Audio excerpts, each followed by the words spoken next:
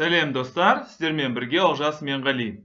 Көптеген көрермендердің сұрағы, есептер шығару пайдалы ма? Әрине пайдалы, және сіздерге өзімнің шығарып жүретін есептерімді көрсетейін. Бірінші, Иващенко, сборник шахматных комбинаций, учебник шахматных комбинаций, бұл бір. Екіншісі, Канатоп, бастауыштарға 4-ші дәрежеге, 3-ші дәрежеге, 2-ші дәрежеге, 1-ші дәрежеге және спорт шеберін үміткерлерге арналған есептер. Және бұл жерде эндшпильге байланысты 4-ші дәреже бар және 3-ші дәреже бар. Ары қарай Славиннің бұндай кітаптары көп. Көрдіңіздер учебник қаншама 1, 2, 3, 4, 5, 6, 7, 8, 9, 10 кітап бар, соң практикум бар.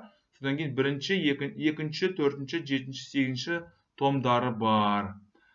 Келесі Добринецкий, қос соққы, қос шах, патшаны жеңеміз, ашық шабуыл, байлау әдісі және шахмат тактикасының мектебі.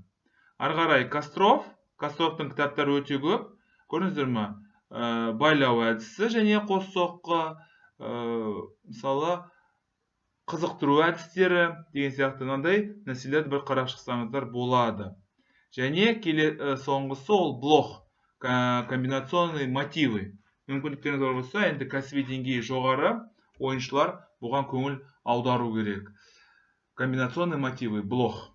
Міне осы есептер шығаратын болсаңыздар, әрине кәсіби деңгейлеріңіз әжептәуір көтеріледі. Каналдағы видео орнайтын болса лайк басыңыздар, каналға жазылыңыздар, сұрақтарыңыз болса қойыңыздар, шама шарқыма сәйкес жауап беруге тырысамын. Жақсылықта кездесейік, сау сәлемет болыңыздар.